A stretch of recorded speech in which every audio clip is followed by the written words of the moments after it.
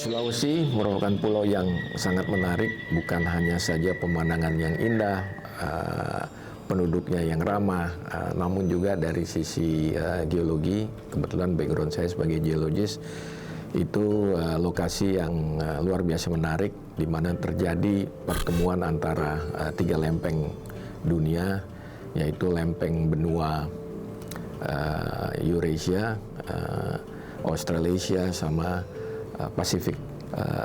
Kita tidak heran bahwa Pulau Sulawesi sangat kaya akan sumber daya alam, termasuk mineral berharga. Itu semua karena karunia yang diberikan melalui proses pertemuan tiga lempeng bumi ini. Pulau Sulawesi juga menarik dari sisi faunanya, di mana ada Wallace Land di Pulau Sulawesi. Ini akibat dari Wallace Land ini banyak binatang-binatang endemik. Selama perjalanan kita juga menyaksikan beberapa binatang, termasuk monyet yaki, juga tapir tentu ya, di wilayah Sulawesi sudah terkenal dengan itu, dan berbagai binatang lain termasuk burung.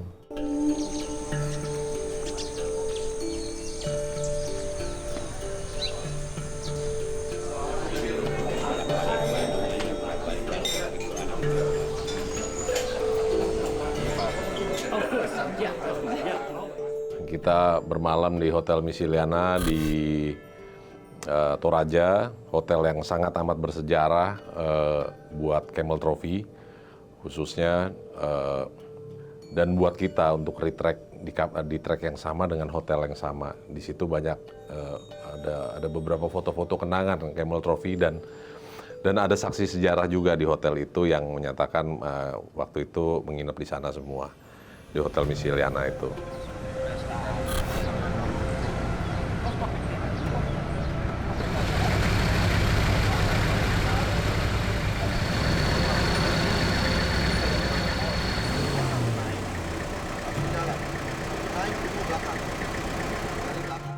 Interesting juga gitu, karena di situ kita selain disebutkan aturan main yang harus kita perhatikan, juga diumumkan untuk trek pertama itu adalah sejauh 8 km yang harus ditempuh dalam waktu bisa 3 hari, bisa 5 hari atau lebih. Ya, jadi itu yang bikin 8 km kalau 5 hari lumayan juga ya, kayaknya nggak bisa dianggap enteng gitu. My expectations for today's off-road section is to be slow and technical, very interesting.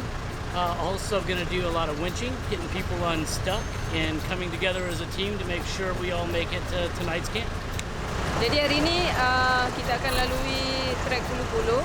Kalau dijadualkan sejauh 8 km, tapi selama 3 ke 5 hari. Jadi kalau 8 km 3 ke 5 hari itu extreme, very slippery.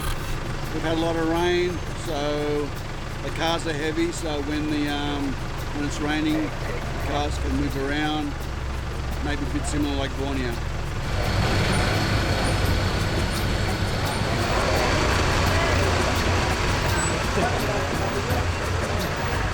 Diketahui adik-adik kita yang menari ini adalah adik-adik yang penyandang disabilitas, tapi luar biasa, bisu tuli, tapi mereka bisa diberikan pengetahuan menari sehingga mereka bisa tampil hari ini. Aplaus untuk kawan-kawan kita, adik-adik kita. Ini yang kami harapkan, apalagi setelah pandemi COVID terjadi penurunan tamu atau wisatawan yang sangat drastis, tapi sekarang kita sudah mulai rebound, berharap bahwa tren ini akan terus meningkat. Sulawesi Tribute dilaksanakan dengan sebenarnya lebih kepada mengapresiasi kegiatan Camel Trophy tahun 1988. Dan dalam kesempatan ini menjadi sebuah hal yang sangat berharga untuk kita, untuk mengangkat banyak hal tentang potensi wisata yang ada di jalur sepanjang jalur Camel Trophy itu. Jadi Sulawesi Tribute kita menampilkan kembali, kita napak tilas jalur Camel Trophy tahun 1988, sekaligus kita mengeksplor, mengekspos apa yang ada, potensi wisata apa yang ada di sepanjang jalur itu. Dilihat dari semua aspek, berdasarkan sejarah, berdasarkan alam, budaya, dan potensi yang lain. Dan yang terpenting adalah keramah tamahan Indonesianya yang pasti akan muncul di dalam perjalanan itu.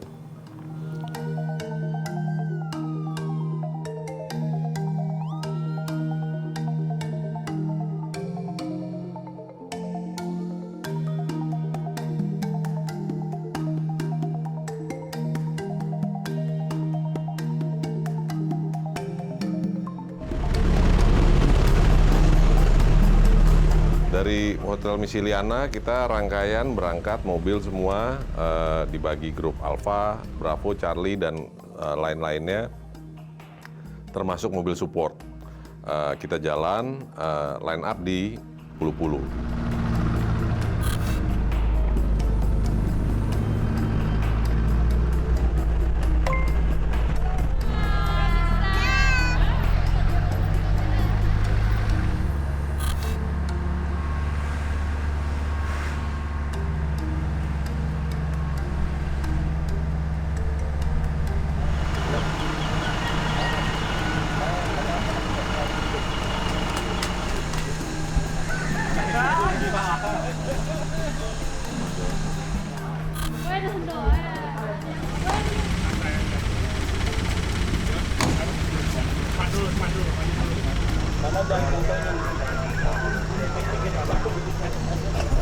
Oke. Diinformasi, terima, standby. Oke, bule monitor bule. Masuk bang. Mobil ada trouble atau hanya istirahat aja?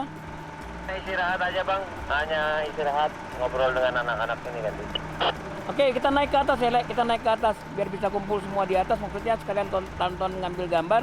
Sementara kita nunggu kabar dari Tandon. Kalau kita sudah bisa jalan, kita akan jalan supaya bisa diambil gambar. Demikian.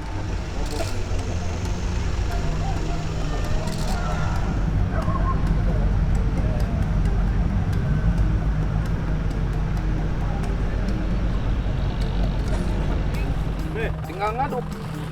Ya, Ya udah sekarang sama-sama aja dulu, gampang lah. satu aja buat nyampurin bumbu dulu. Biar nanti gampang.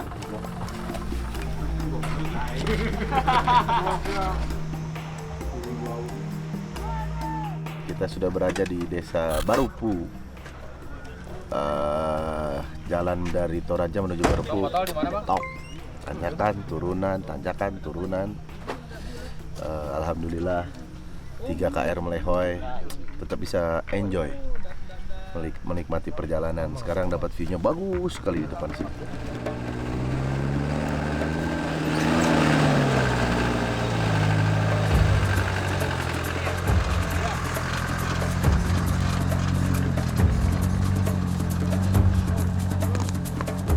Jangan cek, tarik set panjang.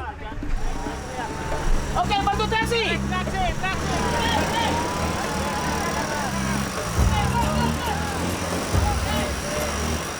Salah satu topik yang mengagetkan buat saya terus terang ya, itu bahwa ada satu section awal ini yang akan ditempuh 5 hari alokasi waktunya untuk sepanjang 8 kilo. 5 hari. Saya udah berpikir tuh, waduh, 5 hari, 8 kilo. Di ketinggian 2000 sampai 2200 meter. Kita juga semua pasti menduga-duga, apa nih tempat nih, kok bisa selama ini dari itinerary. Jadi otak ini apa ini maksudnya? Ini mesti luar biasa ini. Oke tuh treknya tuh, ini bakalan seru ya. Karena saya bandingin, saya lari itu 8 kilo 50 menit. Ini jadi 5 hari ini bagaimana alokasinya? Luar biasa. Dengan ketinggian yang demikian berarti kita akan bicara mengenai kemungkinan pada waktu malam hari temperatur akan drop di bawah 10 derajat. Tapi oke lah, itu jadi sesuatu yang tetap pasti ini tantangan yang benar-benar luar biasa ini, challenge banget ini. Kalau kita nyelip di situ tuh susah tuh. Hah? Di grup Alfa itu gue disuruh yang mobil paling depan untuk buka di trek ini. Kita masuk, mobil kita mobil pertama.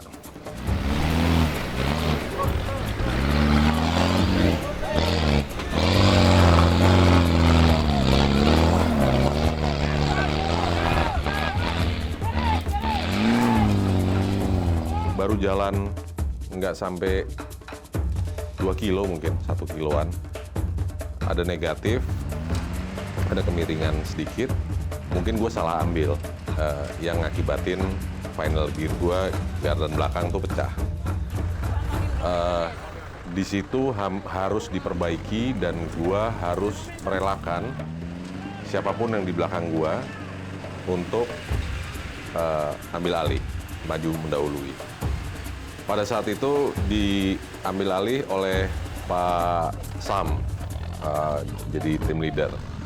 Jadi Pak Sam jadi tim leader, akhirnya karena itu persis beliau di belakang kita. Jadi akhirnya kita dahulukan tim belakang dan tim belakangnya lagi semua. Kita bukan main sendiri-sendiri. Iya. Harus ada mobil satu di sini. Mar, jangan ditinggal.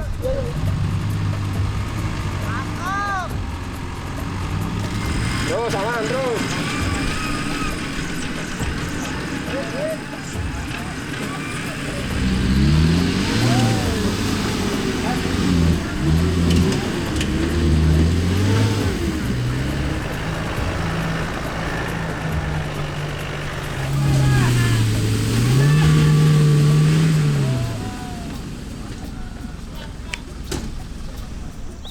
Kalau kita udah lihat kerusakan mobil gua pada saat itu pecah final gear, gardan belakang udah pecah, pasti itu PR yang lama untuk buka, ngedongkrak lagi, ganti dan lain-lain. Ya alhamdulillahnya kita punya spare, kita bawa spare.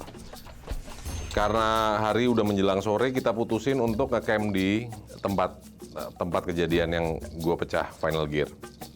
Kita menunggu suku cadang yang dikirim. Itu makan waktu kurang lebih 1 hari sampai ke lokasi, baru kita bisa lanjut menyusul teman-teman yang sudah lebih dahulu overtake kita punya posisi gitu. Jadi kita di posisi paling akhir. Akhirnya malam pertama gua ngecamp di tempat itu. Tapi nggak jauh dari situ, 200 meter dari gua lihat mobil ke depan juga berhenti juga, dan depannya berhenti juga. Kita tunggu spare part dan kita perbaikan itu kurang lebih makan waktu sehari. Kita pikir, pasti udah cukup jauh ketinggalan. Ternyata nggak jauh dari kita, di depan kita itu ekornya dari rombongan besar gitu. Jadi ada handicap yang di depan kita jaraknya nggak sampai 1 kilo. Setelah melewatinya tolong ikuti kembali supaya hewan tidak keluar. Terima kasih. Jadi bisa dibayangkan kita ada sekitar 40 mobil kalau nggak salah itu yang lewat ke sana, itu rupanya nggak bisa selancar yang dibayangkan gitu. Jadi mereka hanya berapa ratus meter di depan kita gitu.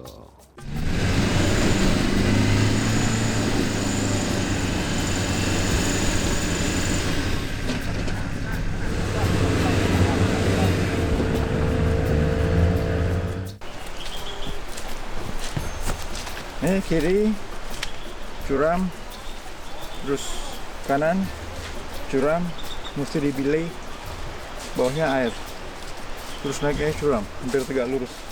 Terus sekarang kerja bakti untuk landaikan trek. Tapi bawah airnya deras, kayaknya perlu kayu kita. Mereka jumpa dengan ceruk, dengan kondisi sungai yang jembatannya sudah nggak ada, sudah hilang. Jadi kita mau bergotong royong. Kalau kita bilang, saya pinjam istilahnya itu rute jahanam. Saya adalah salah satu orang yang pertama tiba di kali itu dengan jalan kaki.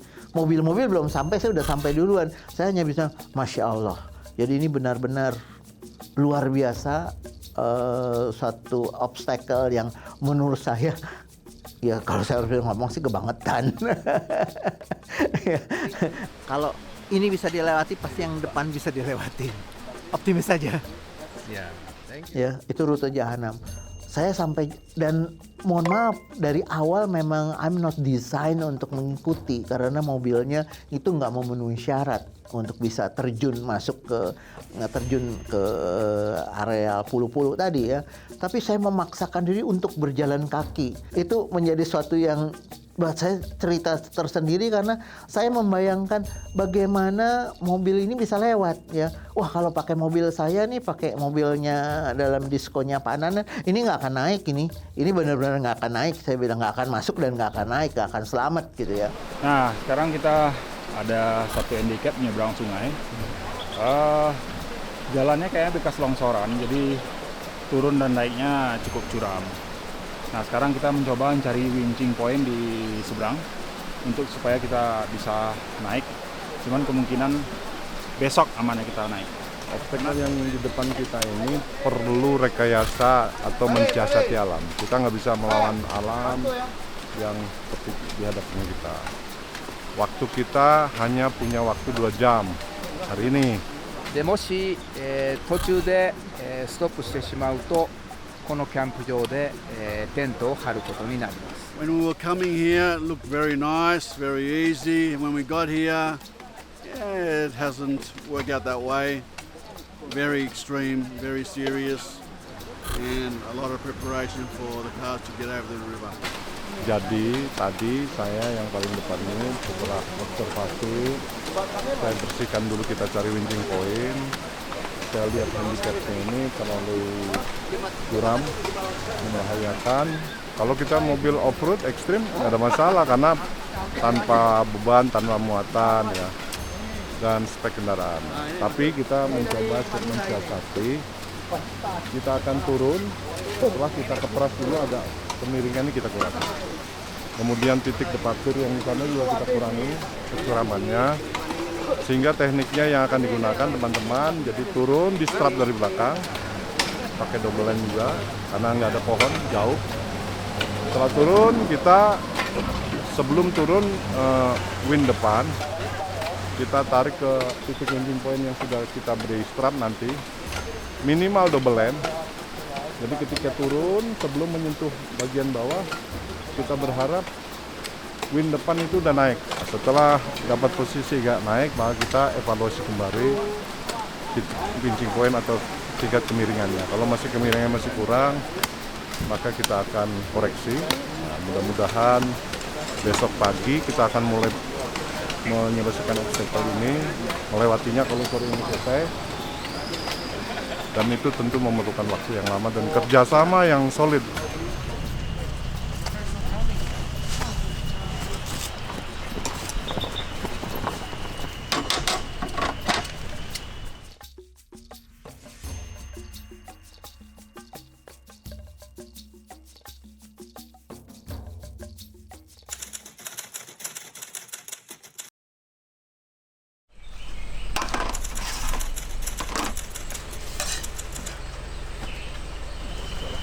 Nasi goreng ala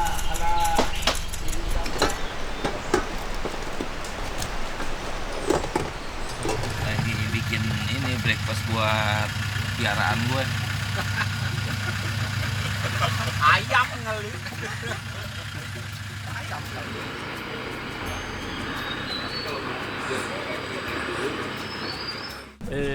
突然村を抜けた途端にハードコアに入ったんですけども、なんですかね、やはりクリアをしていく方法であったり、アンカーの取り方であったり、ちょっと日本と違う方法ですごく合理的に使われていたりするのですごく面白かったですね。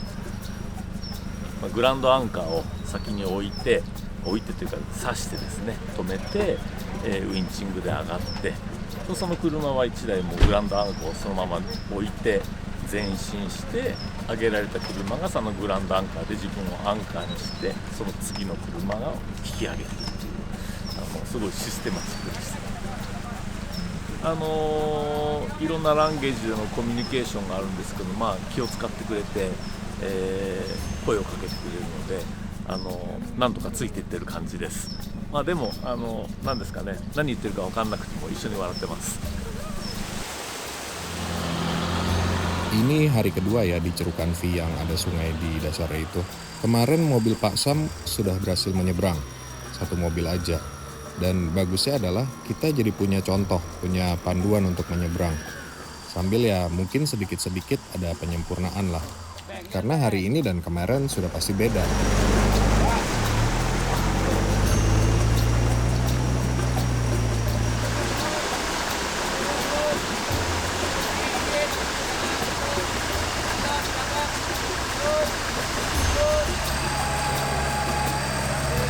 Selain jalurnya berubah karena sudah dilalui mobil, dan hari ini juga kebetulan hujan, jadi makin berlumpur deh.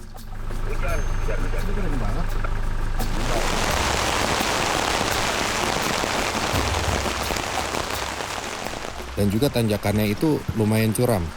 Kalau nggak ada yang narik dari atas, kalau habis hujan itu susah sekali untuk naik. Nah, ini 4 mobil masuk nih ke mobilan.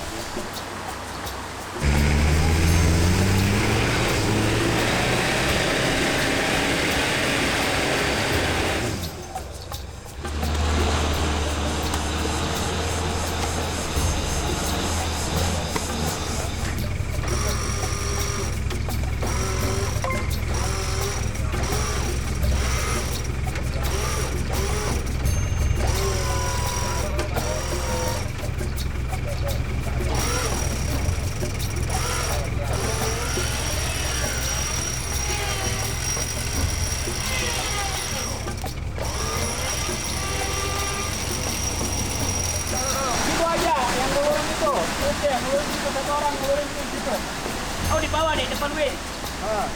Oke, Win sambil bantu traksi. Tenang, Pak. Terus dulu ya. Win dulu. Oke, bantu traksi, Pak. Bantu traksi.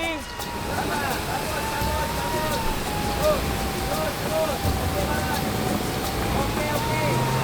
Ya, salam. Ya, bantu traksi, Pak. Ya, biar ke sini dikit. Kasih tahu boleh line up ke sini kalau mau nyebrang. Kalau enggak juga nggak apa-apa gitu loh. Kasih tahu aja. Pelan, dikit aja. Tuh, tahan dulu. Puter ya. Kita udah mau line up, kita udah siap-siapin ini recovery kitnya. Kita tinggal nunggu satu ini, kita mau last dulu shock breakernya kemari, mungkin paling sekitar 15 menit lagi kita line up gitu.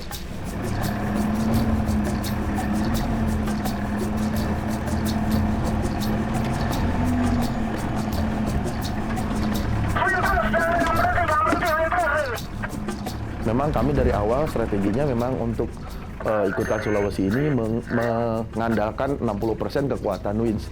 Kita menggunakan winch yang 3 motor, sehingga pada saat obstacle V itu kami benar-benar hanya bertumpu pada winch saja, tidak mengandalkan kondisi mesin. Memang pada saat di obstacle V itu salah satu kendaraan kami ada yang rusak, yaitu kendala di mesin. Pada saat posisi nanjak, dia olinya turun ke bawah, komposisi olinya juga kurang, gitu ya, karena jarum penunjuk olinya waktu itu terlalu panjang, sehingga di kepala kami asumsinya sudah cukup olinya, padahal ternyata baru 2,5 liter, harusnya sekitar 5 liter.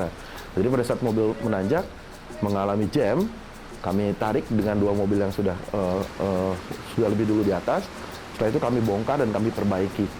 Kebetulan spare part kami bawa, jadi memang sudah siap sedia, spare part mesin, spare part kaki-kaki semuanya sudah siap sedia. Kami bongkar di tengah hutan itu setelah longsoran. Jadi habis V longsor, nah kita bongkar di situ. Kita cukup lama di situ untuk perbaiki dulu metal duduk waktu itu karena ada slip di situ sehingga mesin ngejam ya. Dan setelah beres recovery kita lanjut lagi. Baru aja melewati obstacle V, ya deg-degannya sebenarnya pas naik ya. Kalau turun kita masih kelihatan ground. Tapi kalau naik itu kita ngelihatnya cuma langit aja, itu yang jadi scary sedikit gitu. Nggak jauh dari cerukan itu kita ketemu lagi dengan longsoran tebing ya. Posisinya lumayan bikin deg-degan juga. Karena di samping longsoran itu ada jurang. Jadi memang harus dibuat jalur dulu untuk ban supaya mobilnya itu tidak tergelincir ke arah jurang dan jadi bahaya sekali gitu.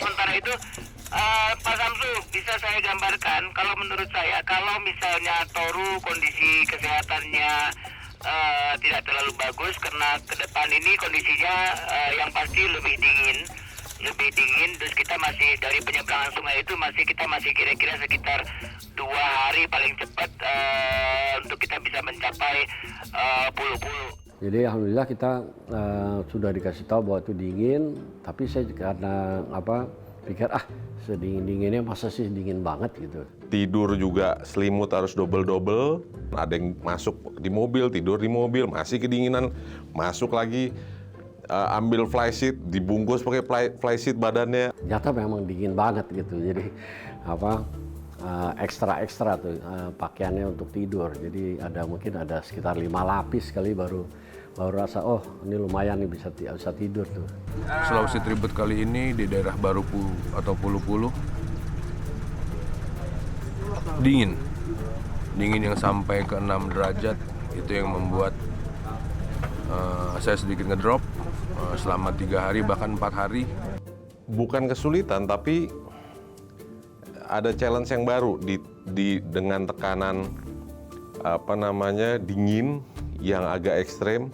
Bahwa kita artinya untuk alat tidur kita perlu ekstra. Di samping velvet tentunya, matras, sleeping bag. Di situ saya salahnya tidak terbawa sleeping bag. Ya itu kalau camping malam udah pakai celana panjang, pakai sarung, jaket double, tetap aja top dinginnya minta ampun. Itu kalau ditambah 2 hari lagi udah nggak kuat kita camping di Barupu Pulau-Pulau itu dinginnya minta ampun. Untuk hari ini kita punya 2 pergerakan utama. Yang pertama, tim terdepan adalah membereskan jalur dengan cara manual, orang dan alat, tolong bekerja sama yang baik. Sementara kawan-kawan di grup kedua di belakang menyeberangi sungai dan merapat ke depan. Demikian kawan-kawan, sampai di sini ada pertanyaan? Kemarin winch belakang, jadi begitu kita mau turun, itu ternyata motornya terganggu. Jadi motornya terbakar, kita tarik lagi dengan kendaraan lain, perbaiki di site, kurang lebih 5 jam, berbagai percobaan kita lakukan. Akhirnya kita dapat donor motor winch, spare winch dari Pak Radian. Kita sendiri juga bawa, cuman spare winch kita bawa itu tidak compatible ternyata dengan winch yang ada sedikit slack yang harus dibubut. Daripada kita membubut, kita pasang winch baru yang kebetulan Pak Radian bawa brand new winch motor, spare motor. sekarang kondisinya sudah optimum. Insya Allah kita bisa melalui trek berikutnya dengan selamat dan dengan baik. Kita pada saat bermain off-road, jalurnya teknikal, butuh kerjasama tim yang kompak, dan ada satu hal yang menjadi pelajaran buat kita, bahwa kebersamaan itu tidak bisa kita pisah-pisah, harus menjadi suatu keluarga yang besar. Tim kami tidak melampaui semua jalur, tidak bisa menempuh semua jalur baru Pulu ini. Karena pada saat itu saya ada cedera, jatuh dari ketinggian kurang lebih 6 meter. Walaupun saya tidak melampaui seluruh jalur baru Pulu, namun hikmah yang saya rasakan secara pribadi sangat dalam. Di situ saya belajar filosofi kita bersama, yaitu no man left behind, itu betul-betul terasa di saya secara pribadi. Cukup panik karena ya dia ada sempat terbontot di bagian kepala. Setelah saya asesmen beberapa jam di awal, alhamdulillahnya tidak ada keluhan, tidak ada mual muntah dan sebagainya, tidak ada keluhan-keluhan yang signifikan. Akan tetapi kami memutuskan bahwa tetap ada curiga, takutnya ada perdarahan trauma kepala, makanya kami memutuskan untuk sebaiknya muter balik kanan, kembali ke kota untuk melakukan cek bagian dalam dari kepalanya, bagian mencegah perdarahan seperti itu. Wah, saya sempat di opname 1 malam di rumah sakit kota terdekat dan dalam mentransportasikan, dalam evakuasi itu juga melibatkan tim yang lain.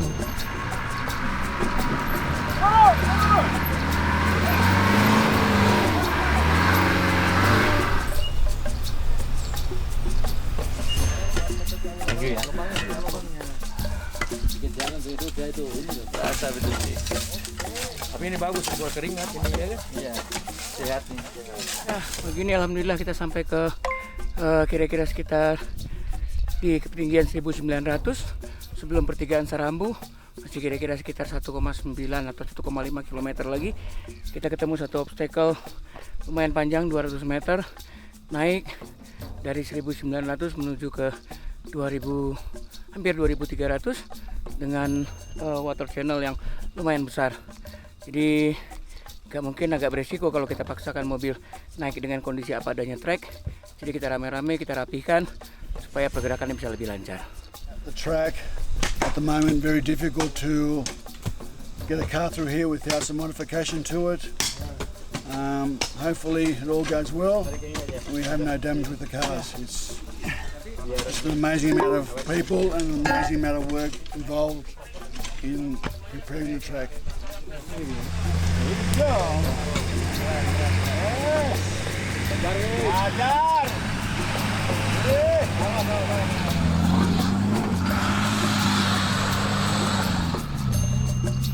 Ya, ini water channel kedua untuk kita sampai ke titik tertinggi di Sarambu di 2000, hampir 2300. Tidak sepanjang yang tadi, tapi dia melengkung. Ya seperti L curve seperti itu, dan ininya juga water channelnya juga lebih dalam. Jadi kita mau nggak mau kita harus nyangkul lagi. Kita akan climb pelan-pelan di sini supaya bisa terus ini dapat ini ke sana. Jadi beberapa bagian yang rasanya akan jadi trap besar itu kita tutup dengan tanah, sekalian jadi channel untuk ininya ban. Gitu. Ini kita mau persiapkan ground anchor untuk kita coba ratakan tanah dulu dengan pakai ground anchor. Kemudian nanti untuk persiapan juga kalau misalkan nanti kita naik winching point kayaknya di depan agak minim ya. Jadi kita persiapkan dulu ground anchor, nanti kita rakit gitu.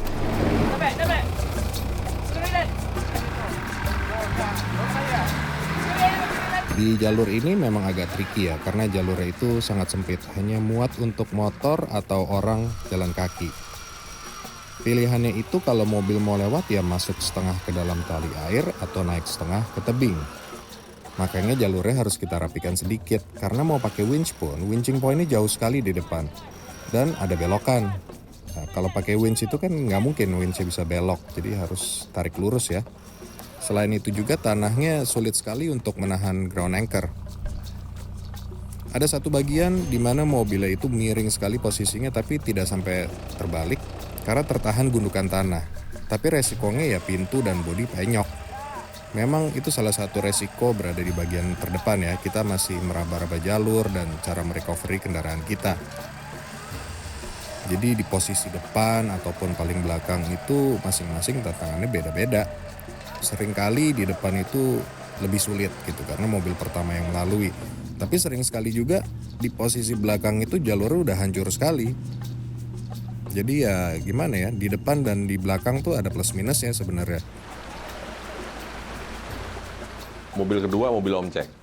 Mobil Om Cek udah berhasil sampai punggungan lereng di atas. Tiba-tiba mati mesin. Ya alhamdulillahnya mobil kecantol pohon atau kecantol di mobil saya, kecantol di depan lagi.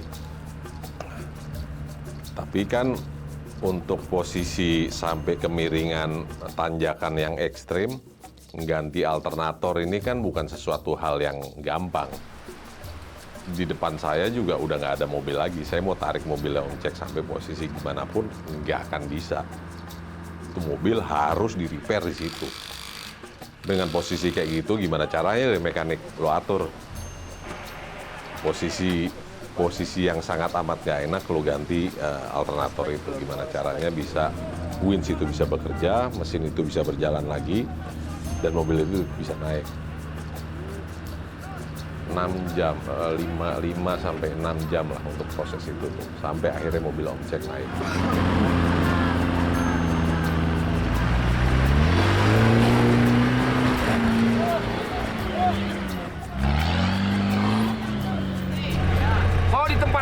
Paling bener. Gua bisa, cuman gua nggak ada rem. Sami gua ngikutin Sami bisa. Ayo. Maunya gimana sih? Ayo.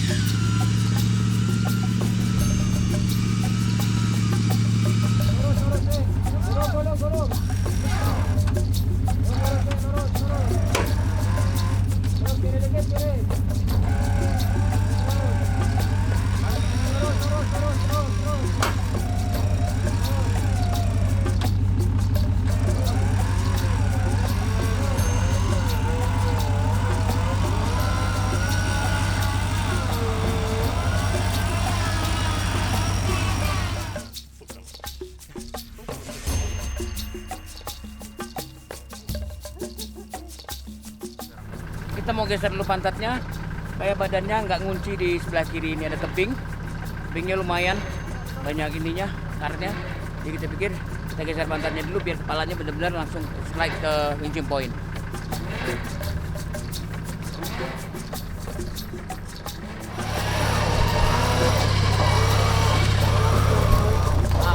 Ada kita lah.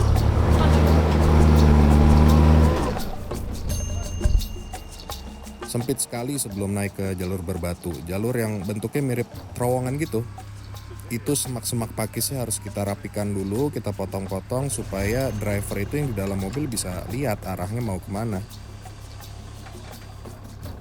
Dan setelah itu juga nanjak di jalur bebatuan yang harus kombinasi antara nge-winch dan momentum. Pokoknya di situ ribet banget, serba salah.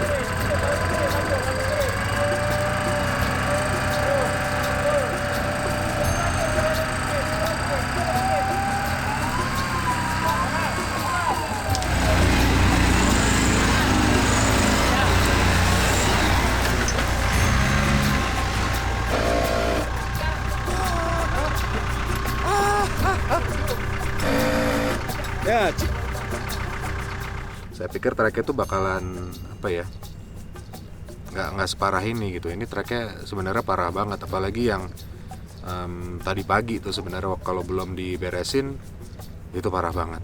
Nggak bisa lah, intinya mobil keluar dari situ pasti jadi kaleng kerupuk gitu. Tapi yang ini masih bisa, tapi ini berat juga gitu loh.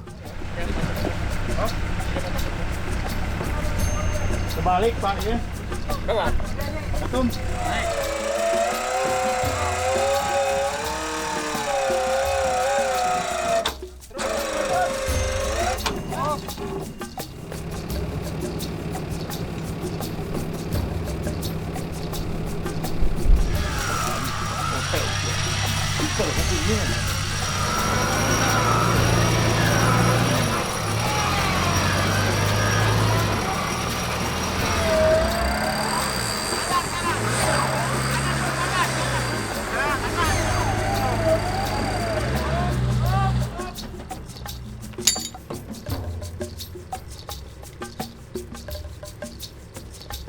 Kita belum sampai di tengah, nanti tengahnya itu sekitar di ketinggian 2200. Sekarang kita ini ada di ketinggian sekitar 2050 meter.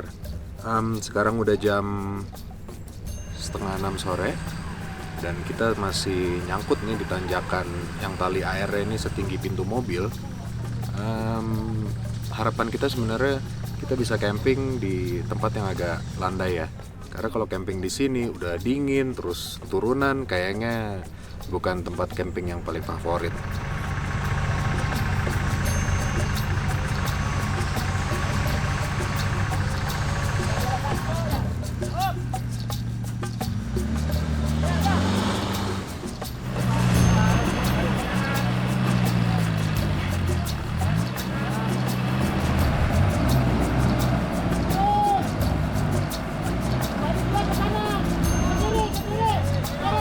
Pakai itu dulu. Ya, dua pertama. Ya, buka. Ah. Ambil aja ya. Ambil aja. Oke, jadi rombongan Bapak sama Pak Encek udah nyebrang semua ya?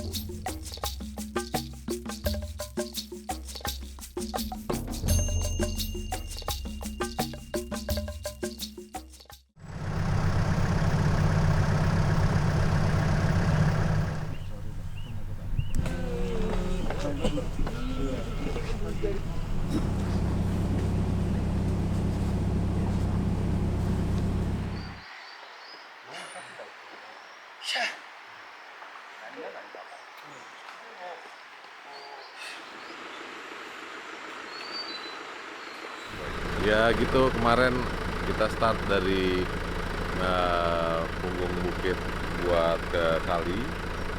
Kita baru start sekitar jam 1-an. Saya start pertama kali dari grup 1. Kebetulan alhamdulillah lancar, bisa sampai ke punggungan bukit berikutnya setelah melewati sungai.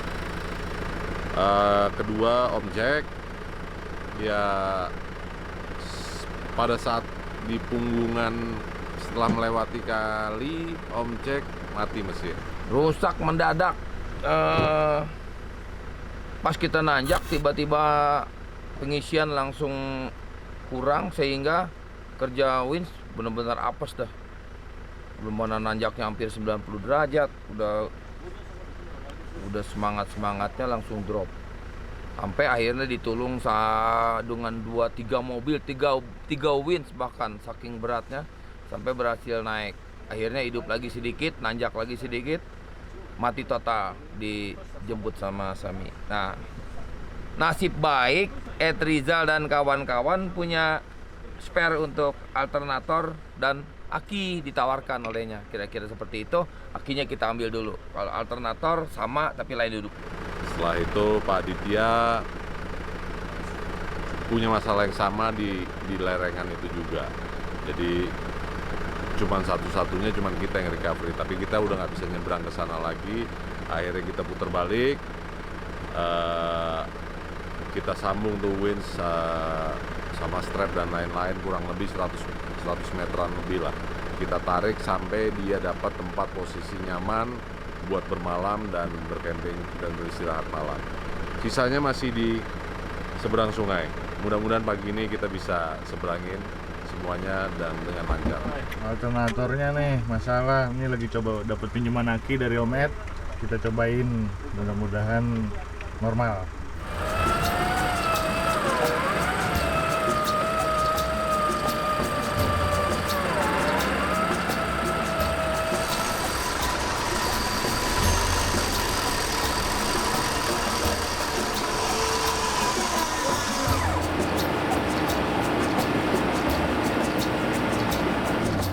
Rencana hari ini kita masih melanjutkan trek sampai kita nanti di Bulu-Bulu. Insya Allah kalau tidak ada halangan, mobil kita lancar, tidak ada kerusakan, mungkin kita bisa sampai di Bulu-Bulu sekitar paling cepat sore. Ini kita masih menuju puncak 2300, kurang lebih sekitar 1,5 kilometer lagi. Kemudian kita turun, cuman jalurnya tetap seperti yang sudah-sudah, jalur yang kemarin, semua tali air sambil menanjak begitu. Nah, yang paling kita andalkan sekarang adalah wind. Makanya itu kita mesti pastikan bahwa recovery kita tetap bisa bekerja normal sehingga bisa kita keluar hari ini bisa bekerja sampai nanti sore. Jika tidak, mungkin kita logistik sudah menipis ya, terutama masalah air nih yang jadi permasalahan, karena kita berada di puncak ketinggian seperti ini, kita tidak ketemu lagi jalur sungai atau air yang bisa kita manfaatkan untuk air bersih gitu. Kondisi badan saya sendiri alhamdulillah sampai sekarang masih fit ya, walaupun cuaca terasa luar biasa sangat ekstrim sampai minyak goreng kita pun beku semua ya. Tapi navigator saya dua-duanya sepertinya mulai dari kemarin sudah drop, dan satu orang kemarin memang sudah demam ya. Mungkin karena perubahan cuaca dan juga mungkin pola istirahat kita yang tidak teratur. Kami berangkat dari Bukit Tinggi itu sudah dari tanggal 26 sebenarnya. Jadi semenjak berangkat itu kita rolling terus sampai ke Makassar. Itu pola istirahat dan pola makannya sudah tidak teratur lagi seperti biasa. Ya mudah-mudahan lah hari ini bisa kembali fit semua. Dia tuh orang yang juga di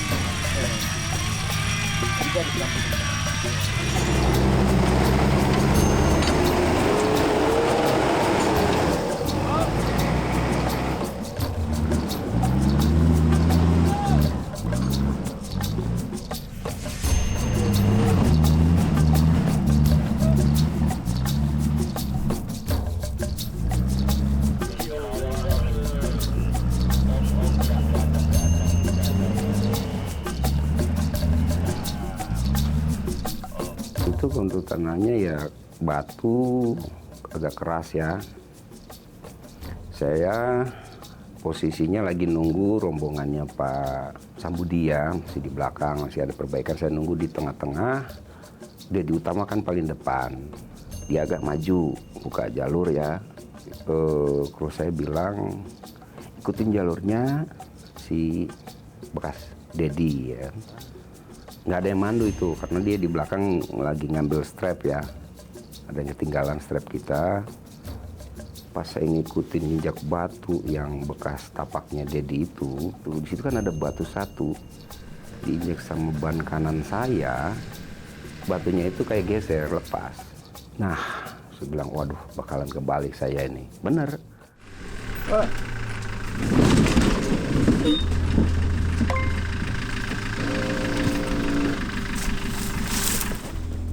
Posisi saya sendiri kan, kru nggak ada, terus kameramen saya juga yang media ini, si Yuko Tandon ini emang tidak ada di mobil untungnya. Mereka lagi ngambil gambar dan video segala macam.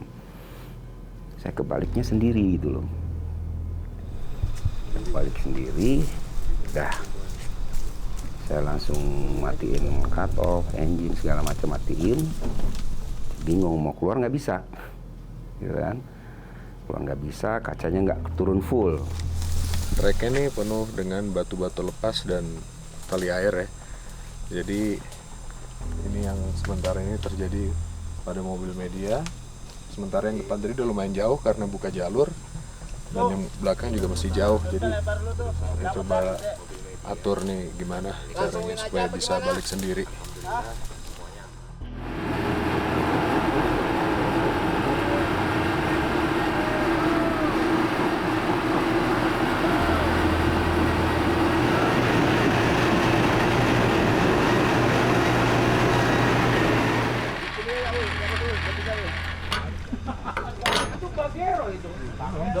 kan buat ngituk dulu.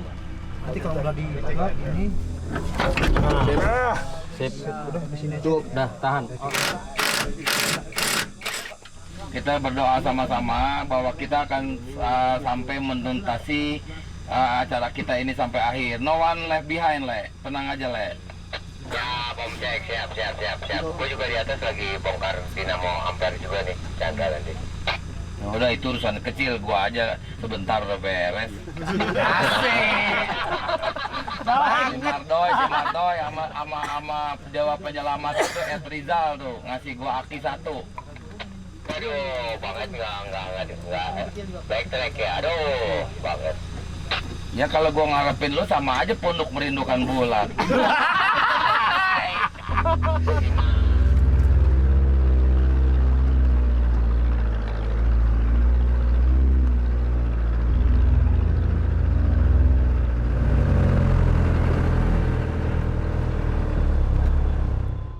Saya mutusin Kia di sebelah kiri cari pohon besar, tarik wind, double line depan, belakang juga double line. Recovery sendiri. Saya kontak Pak Piong pakai radio, Bang bisa balik dulu, bantu sini. Dia turun, ngatur posisi recovery, poin hook di mana, yang di depan, sama belakang poin hooknya di mana. Kita coba ini pasang di sini itu, Mak, ya. Ya. Akhirnya di bulbar depan, belakang juga, sasis tarik pakai wind 2 tuh. Akhirnya berdiri sendiri. Bisa, alhamdulillah.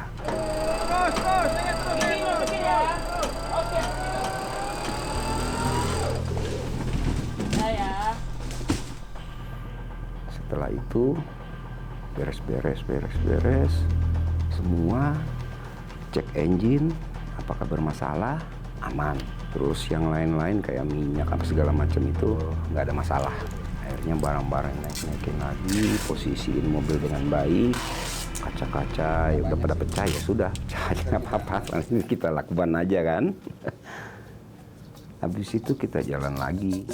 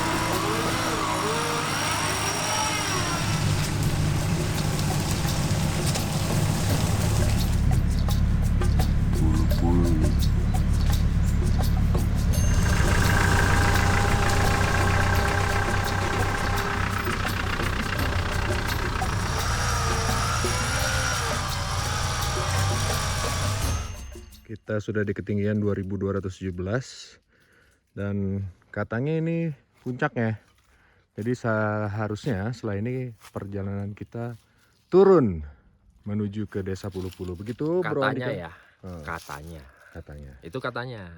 Kita masih maju ke depan, bisa naik lagi apa? Memang harus turun. Mari kita saksikan.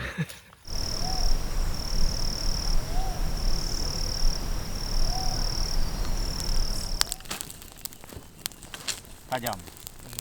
Turun kan? Kan yang saya tempat itu kan?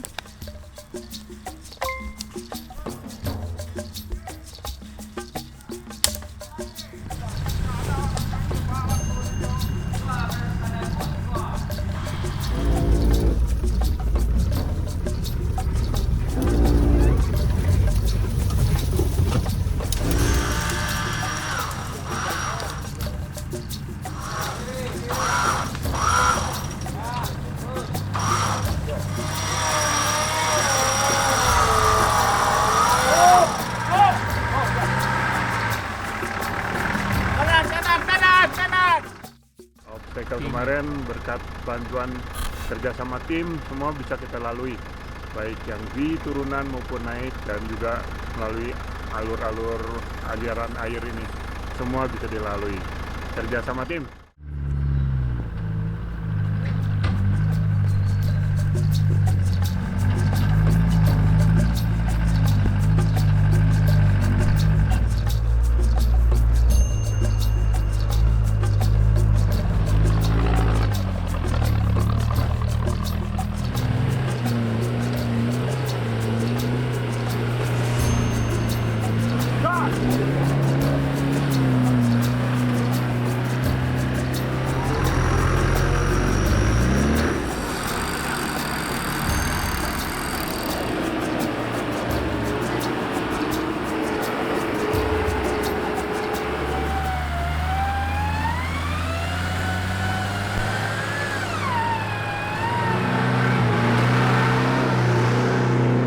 Makin seru nih jalurnya, udaranya makin asik tuh.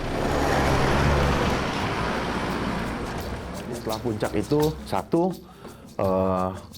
suhu memang udah nggak ketulungan banget gitu ya, dinginnya minta ampun.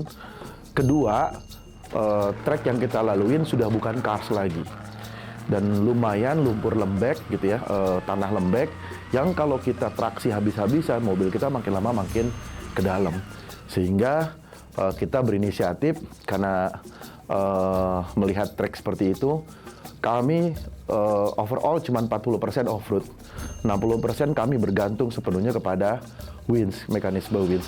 Jadi tidak lagi memacu mobil habis-habisan di setelah puncak, namun mengandalkan 60% winch. Jadi off-roadnya cuma 40% aja. Selama di Baru Bepulu-Pulu kami memakan waktu sekitar 5 hari 4 malam. 5 hari 4 malam, kami keluar itu setelah rombongan pertama. Setelah rombongan pertama keluar, selisih 6 jam kami keluar. Kami sih waktu keluar masih terang, cuman teman-teman masih banyak di belakang, kami himbau untuk tetap pacu sampai dengan ke rumah panggung. Jarak antara rumah panggung ternyata setelah turunan puncak itu tidak jauh, sehingga kasihan kalau misalnya teman-teman masih buka camp lagi di atas. Yang sudah diperingatkan dari awal itu ya kejadian. Ya, kita yang tadi ya kalau semuanya normal, keadaan baik, ya mungkin dalam waktu 2-3 hari kita bisa keluar. Tapi kalau ada kendala, apalagi di rombongan besar begitu, ya nggak heran kalau bisa sampai akhirnya kita keluar baru hari ke-6 gitu. Kita baru keluar lagi ke jalur yang kita pikir udah jauh ya kita jalannya, ternyata keluarnya di situ-situ juga gitu. Jadi luar biasa, treknya bagus. Akhirnya kita kembali ke peradaban dan kembali ke lihat jalan aspal gitu. Ya itu setelah hari ke-6 sih ingat saya tuh. Jadi karena kita yang memang benar-benar paling akhir ya. Selamat pagi. Pagi ini kita masih di tempatnya Aldi, di workshop dan rumah ngede juga, perbaikan dari malam karena mobil kita kan sempat tidur ya, kelontang gitu. Jadi sebelah kanan tuh semuanya hancur, kaca pecah semua, sebelah kiri aman, semua aman diperbaiki, dan sekarang masih proses pemasangan kaca. Kita sementara pakai mika karena yang ada itu kita pakai mika dulu, tutup supaya aman, supaya kalau kita singgah di rumah makan atau di jalan itu bisa ditutup gitu. Dan kita rencananya rolling jam 10. Kita masih tunggu Dedi Utama juga di sini karena dia juga melakukan perbaikan dan mungkin beli sesuatu di tempat lain gitu. Nanti setelah itu mungkin kita meluncur bersama. Kaca spion biar bisa melihat ada mobil dari belakang atau motor dari belakang, kalau mau nyalip lebih aman lah. Kita pasangin kaca spion. Ini yang benerin pas ya? ini sedikit. Sedikit aja nih. Kita pasang kaca.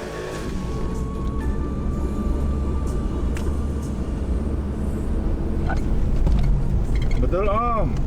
Selamat bergabung Pak Dedi Utama di Fixing the road for a better upgrade. A lot of traffic at the moment because of the workers doing the work here on the track.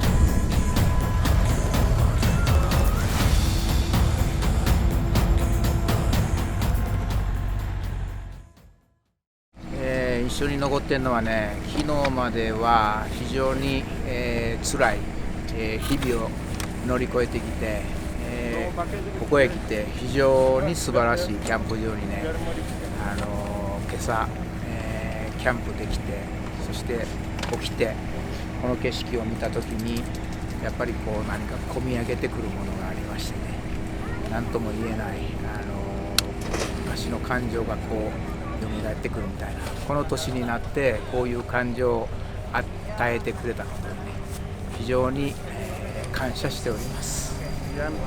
View-nya tidak disangka, pegawai sih indah view-nya ya, banyak yang indah yang saya sendiri belum pernah explore. Dan penasaran satu lagi adalah megalith yang kita ingin lihat nanti bersama dengan paus gitu. Sampai saat ini masih terasa seru dan kompak dengan kebersamaan. Semua hambatan kita lalui dengan biasa-biasa saja. Dan ini sudah sampai setengah jalan Pokekea, tempat yang langka. Untuk seterusnya kita menuju ke arah Palu berpantai ria. Finish dengan off-road, finish dengan gunung, kita ke laut. Salah satu lokasi yang sangat interesting dan sangat unik adalah Pokekea, lembah Pokekea, lembah yang luas. Di situ terdapat ribuan batuan peninggalan dalam wujud patung. Jadi itu adalah peradaban yang pernah singgah ataupun berlokasi di lembah Pokekea.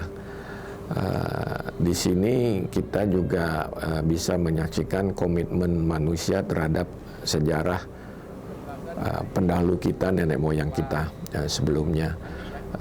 Dalam hal ini UNESCO bekerja sama dengan local expert dari university dan juga budayawan lokal. Mereka bergotong royong, bersatu padu untuk melakukan research di lembah Pokekea ini. Dan salah satu hasilnya memang lembah Pokekea ini diajukan ke UNESCO untuk dijadikan salah satu World Heritage. Nah, ini luar biasa buat potensi Indonesia sebagai objek pariwisata. Nah, mudah-mudahan kedepannya juga pariwisata ini bisa berdampak positif terhadap masyarakat setempat. Jadi selain off-road kita juga dapat sejarahnya juga, kita dapat ceritanya juga gitu ya. Oh, kita tahu bahwa budaya orang di sana meninggal dimasukin batu atau bagaimana segala macam, dan lokasinya alamnya cukup luar biasa indah. Luar biasa indah sekali karena pemandangannya, kita disuguhkan pemandangan yang belum pernah kami melihat pemandangan yang seperti itu gitu ya. Kami bisa berdiri di atas mobil, euforia, sampai ke titik di mana kita bisa singgah di suatu lokasi yang penuh dengan keistimewaan alam yang ada di sana. Pantai ekuator yang jalannya, waduh, jalan hitam tapi lumayan ekstrim. Tanjakannya nggak habis-habis, berliku-liku. Mobil saya juga sempat beberapa kali berhenti, panas. Ya, teman-teman sebagian juga setim ada yang begitu juga. It's nice to share moments with kids and to be able to learn something different from what they usually see, and I think they will have nice memory. They will think it's people, just people from another side of the world, and we have the same feeling, same heart. And I think this is nice. Tantu tadi lihat kalian sembarangan buang sampah gitu. Itu Tantu sakit hati. Jadi supaya Tantu 30 tahun lagi kunjung ke sini, pantai ini tetap indah gitu ya. Tolong dilindungi. Dan ini buat untuk generasi kalian dan berikutnya. Tolong jaga. Itu pantai yang orang nggak tahu ada histori di situ. Di situ adalah ekuator, di situ adalah pantai yang harus mungkin jadi objek yang bagus dan lain-lain. Masyarakat setempat pun nggak tahu itu ada ekuator di situ. This is an evidence that we are on the equator, ya.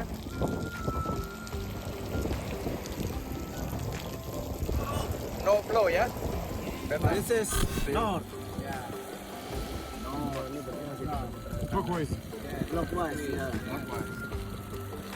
Alhamdulillah kita sekarang sudah dalam persiapan untuk ke Malala.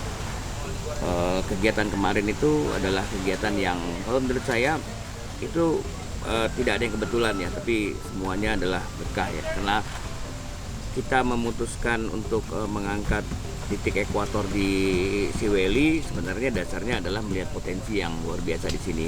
Jadi ketika kita kemarin ketemu sama teman-teman Dinas Pariwisata Donggala, ternyata mereka juga sedang dalam penelitian untuk membuat apa namanya istilahnya katulistiwa, mau bikin sesuatu yang lumayan besar di sini, dan itu dengan dasar ada 3 line di sini, ada garis katulistiwa, kemudian ada garis ininya Walase, terus kemudian juga ada lempeng, saya lupa namanya lempeng apa yang ada betul di sini, Luporo. Jadi pas sebenarnya, semoga apa yang kita lakukan hari ini, mereka juga bilang, wah kita keduluan dengan kawan-kawan Sulawesi Tribute nih, tapi mereka juga terima kasih bahwa apa yang mereka sedang rencanakan itu menjadi saling support deh dengan apa yang kita lakukan. Nah, itu juga akan kita laporkan ke Kemenparekraf, ke pusat, seperti pesannya Mas Menteri, Mas Sandi, untuk jadi satu program yang mungkin firm lah artinya. Ke bagian gunungnya sudah, sekarang bagian ke lautnya juga. Alam Sulawesi luar biasa. Selamat pagi. Packing up for the next one, leaving the equator. Oh no, zigzag the equator. Yeah, 2024 Sulawesi Tribute Run. Bagus, mantap. Setelah beberapa hari kemarin kedinginan, kali ini agak-agak panas sedikit, tapi oke lah daripada kedinginan. Pokoknya mantap lah hari ini.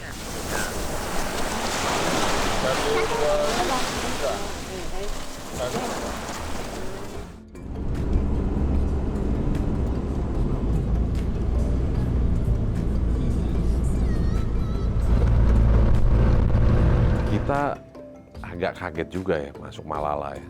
Itu ada satu perkampungan nelayan yang dimana mereka mungkin udah tahu kita mau datang di jam itu dan di hari itu. Itu semua orang dari awal tuh berbaris di pinggir jalan, semua keluar dari rumah. Ada drum band, ada apa? Ya kesenian lokal yang dimana dia menyambut kita semua. Sepanjang perjalanan itu semua orang keluar semua di situ. Dan kita masuk ke lapangan di Malala. Itu lapangan bola penuh orang semua, warga, masyarakat, anak kecil, ada yang minta foto, ada kebetulan ada beberapa dari rombongan kita, ada bule, ada dari Jepang, ada apa, mereka minta foto, semua dan lain-lain. Mereka antusias sama kegiatan ini, datang ditawari kalau mau mandi di tempat kita, kalau mau makan di tempat kita, semua orang berusaha mau menyambut kita dengan sebisanya mereka, dengan ikhlasnya mereka. Jadi menurut saya Malala itu adalah satu daerah yang warganya menerima orang dengan ikhlas.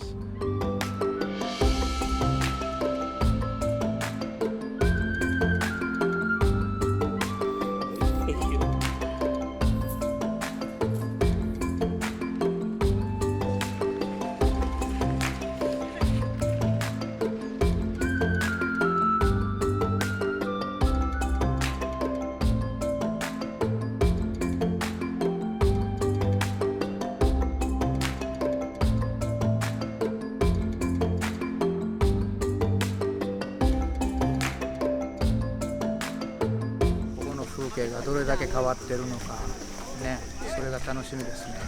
今日何本ぐらい植えられました？今日は6本なんですよね。もっと移動したいんですけどね、靴を履いてきてしまってなかなか後のことを考えるとね、行動がちょっとね、そうですね。ゆっくりになるんです。 Pagi ini kita ada penanaman mangrove di pantai di pinggir laut desa nelayan Malala. Kita coba berkontribusi untuk alam sesuai dengan program kawan-kawan pemerhati alam di sini juga perlindungan alam. Kita tanam mangrove nggak banyak, sekitar 1.000 pohon saja. Jadi bersama dengan kawan-kawan pemerhati lingkungan, juga kawan-kawan unsur lain, anak-anak sekolah juga ada beberapa yang akan bergabung di kita pagi ini. So we're planting mangrove trees. So this that's sprinkled out throughout here will end up turning into a mature mangrove and then eventually become a big forest here. So it'll protect the land from erosion and then also give the fish and aquatic life sanctuary to then live and also grow big when they can venture out into the ocean.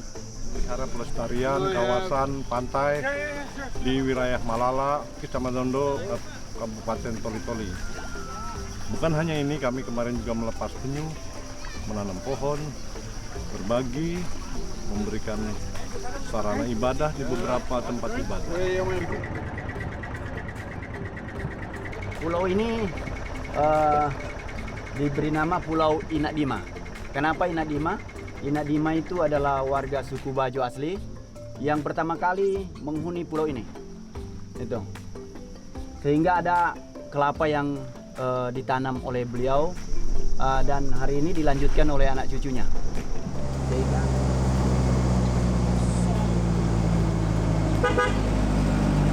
kita memasuki daerah Gorontalo, bro.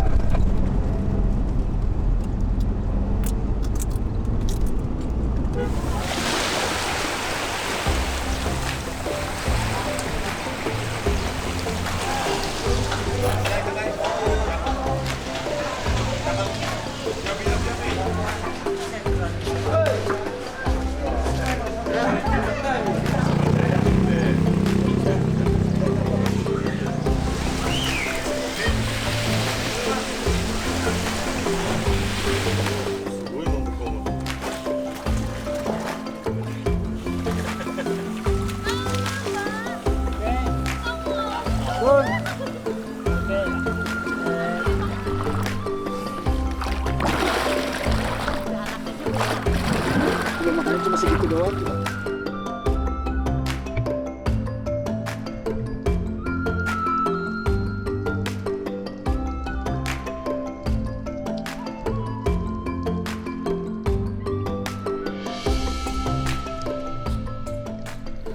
Ada satu hal yang menarik pada saat kami memasuki kota Gorontalo. Ini sudah malam hari, sudah lewat tengah malam, dan nyari hotel banyak yang penuh, fully book, karena ada event pada malam tersebut dan hari berikutnya. Namun secara kebetulan kita lihat lewat pesan lewat online, kita dapat Hotel Melati namanya.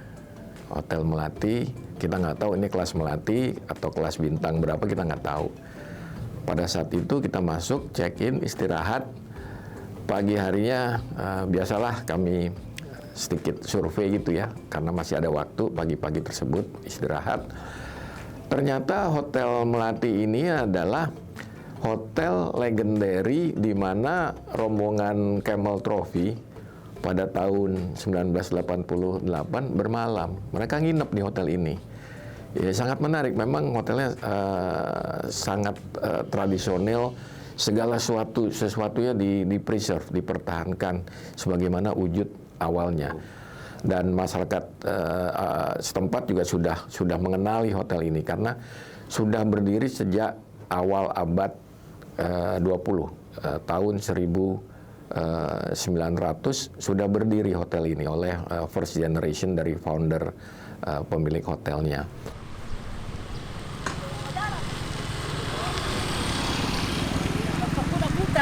Jalan-jalan. Flashback lagi ini ingatan ke 36 tahun lalu. Saya mungkin masih ingat itu memang banyak mobil ya. Tapi uniknya itu satu warna yang sama, warna kuning. Nah, itu yang menarik. Dan mereka banyak di depan hotel ya. Datang secara bersamaan gitu. Waktu itu mereka bilang mereka ini jalan dari Sulawesi, ujung Sulawesi mau ke ujung Sulawesi. Jadi mereka bikin kayak tour begitu. Itu ingatan saya waktu itu. Pakai perempatan tuh.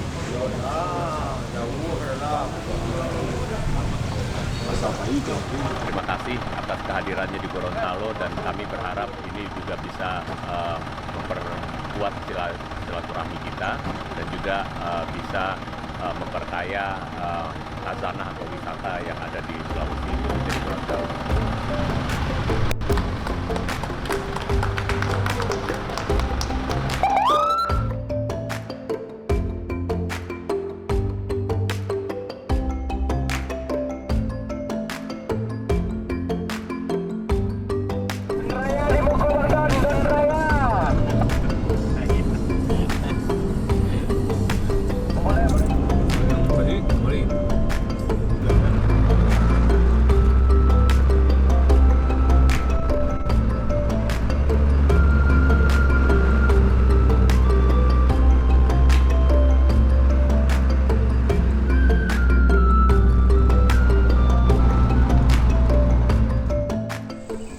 Salah satu lokasi yang memang luar biasa indahnya, luar biasa cantiknya, dan kita semua terkesan adalah Danau Linau di daerah Lahendong.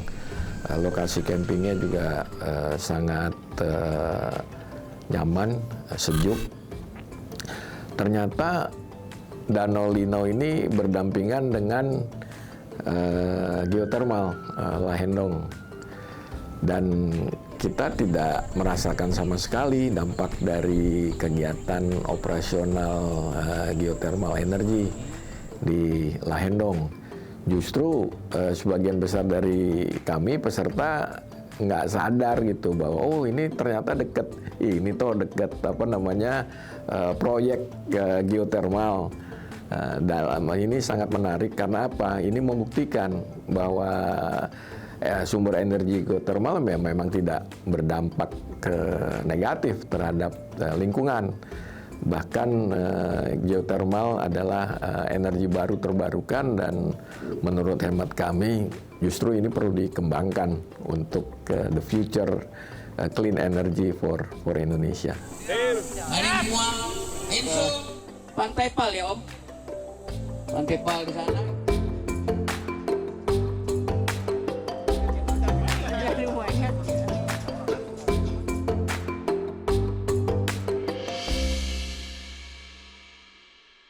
Perjalanan kali ini begitu indah, begitu menyenangkan, begitu menantang. Kita diberi jalur begitu panjang, setiap hari kita harus riding rata-rata di atas 250 km dengan tanjakan yang begitu tinggi. Sedikit tersyok-syok, bahkan mengalami beberapa kendala kami. Overhead, ban pecah,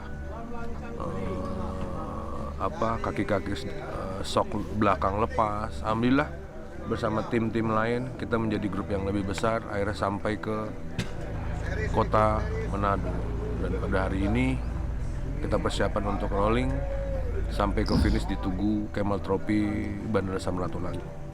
Intinya Sulawesi Tribute bukan hanya kita bicara off-road, tapi kita bicara kearifan lokal, kita bicara budaya, dan kita bicara apa yang Indonesia miliki begitu indah, dan ayo sama-sama kita kembangkan.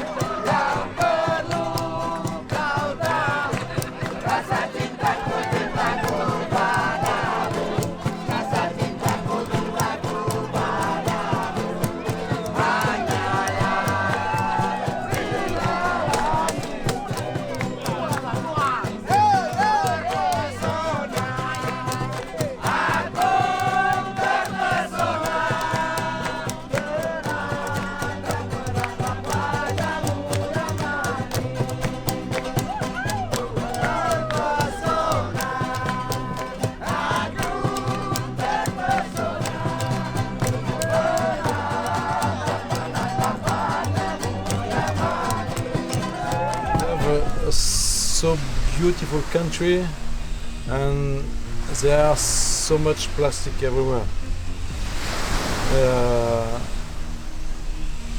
I know it's not easy because it's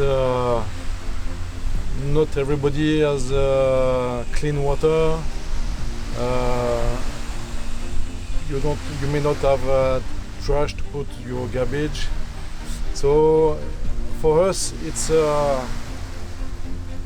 difficult to see plastic on the beach, and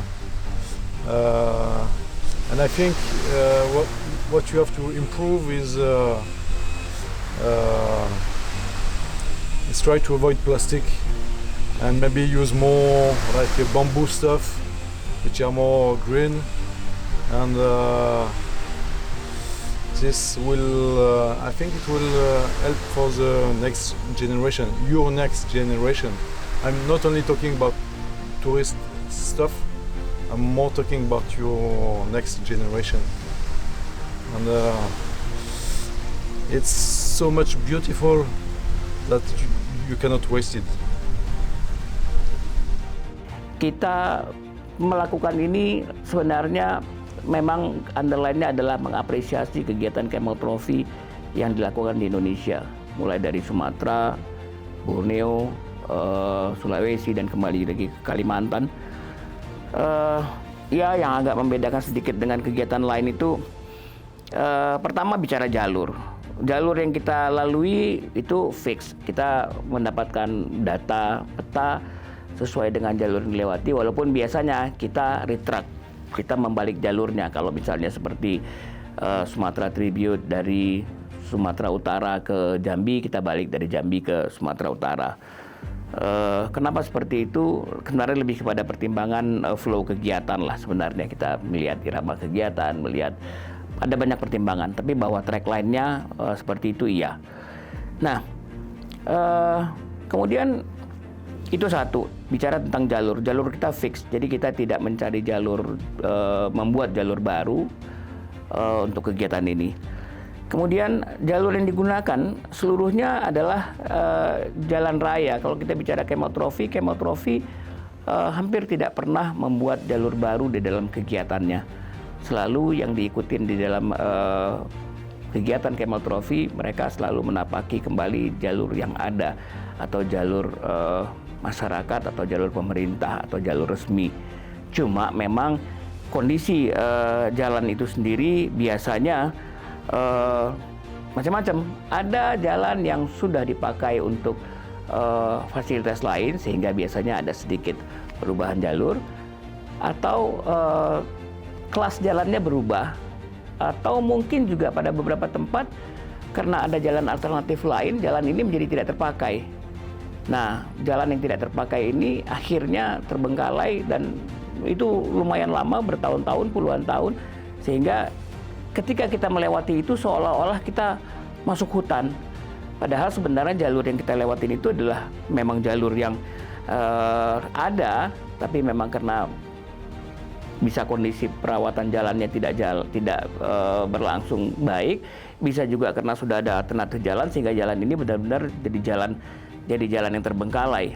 Jadi kesannya seolah-olah kita masuk lagi ke hutan. Betul, ada pohon-pohon yang sudah tumbuh di tengahnya, ada belukar yang harus kita terabas, harus kita buka. Sementara kalau kita membuka lagi dengan alat yang sesuai dengan ini untuk jalan raya, ya mungkin terlalu lama, terlalu mahal untuk kita.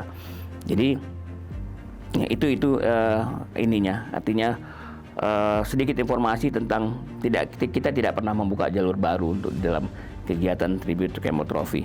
I think saya harus memberikan suatu komplimen dalam hal ini kepada seluruh tim dari Sulawesi Tribute.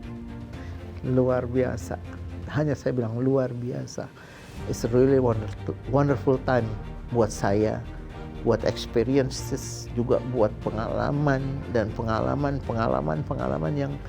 yang kalau saya punya mengungkapkan rasa sesal, kenapa saya nggak ikut dari kemarin-kemarin, yang Sumatera, yang Borneo, Ya, jadi saya mempersiapkan diri untuk ikut di dalam event yang akan datang. Semoga saya bisa ikut dan diajak lagi untuk Kalimantan 2026. Nah, mudah-mudahan dikasih kesempatan lagi nanti bertemu teman-teman semua ikut di Kalimantan Tribute 2026. Persiapkan mobil, mental, dan lain-lain lah untuk menghadapi dan menikmati Kalimantan. Kalimantan sesuatu yang indah juga, alamnya menantang, tapi persiapan harus lebih matang lagi dari sebelum-sebelumnya. Sampai ketemu 2026.